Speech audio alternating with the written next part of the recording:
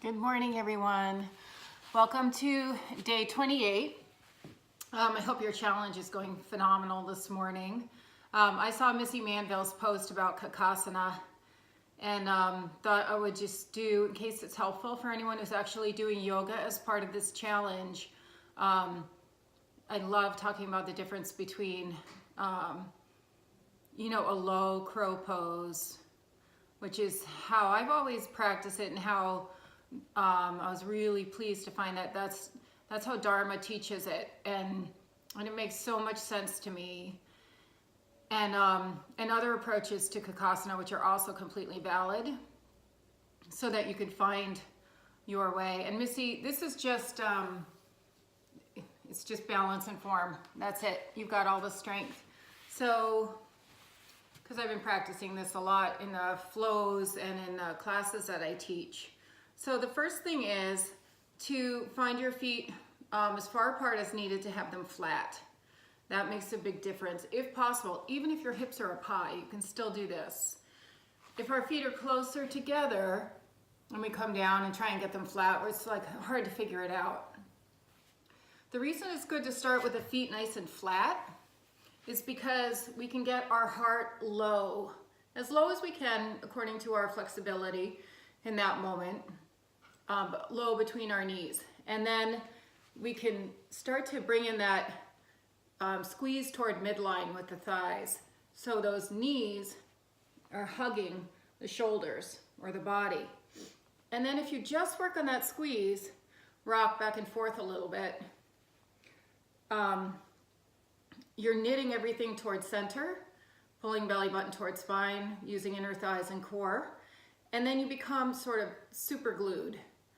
Palms shoulder width apart, come up onto tippy toes. This is part of the prep that I teach for this pose. Come back. Palms down, chaturanga arms, tippy toes, you're still squeezing, lean forward, come back. And then you're gazing forward or toward the end of your mat, not down. This is what you see all the time, and sometimes this. What does that look like?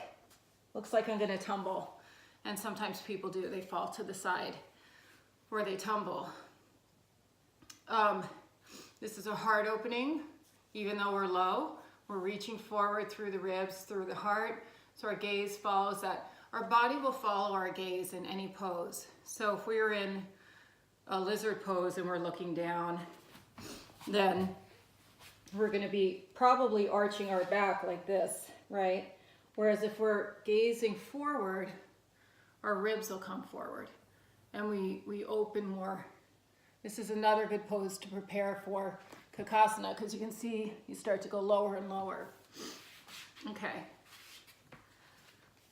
So, hands shoulder width apart, hug with your knees. If you can't get this low, that's okay. You can get your knees behind your upper arms, right? Tippy toes, still squeezing, don't lose the squeeze. Chaturanga arms, gaze forward.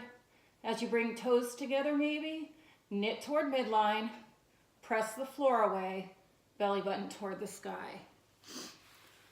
And do that tiny rock. Sometimes people try to get into these poses with momentum and then you tumble. Don't have to. Each stage leads to the next. I'm here, I'm okay, I'm here, I'm okay. And sometimes you see people getting into crow. This is often a question in yoga teacher training classes. With the knees behind the upper arms. Seems valid to me. You get bruises back here sometimes. You could still use core to pick up. But the piece that's missing is the squeeze in. This squeeze, which pulls you into core. This is, to me, heading more toward crane pose. So if you put the knees behind the arms here, you come forward. It is in some ways, it's an easier balance. And you do have a core registration. But again, you don't have the full in toward midline.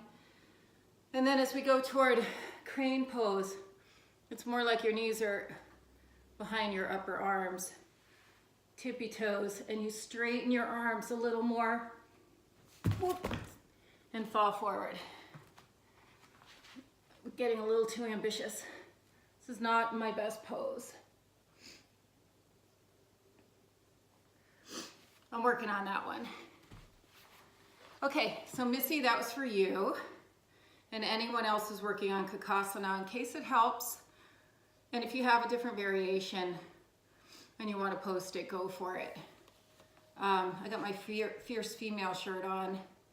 This is Tuesday morning, my day off. And I came out in my PJs for you, Missy. Love you all. Happy day 28.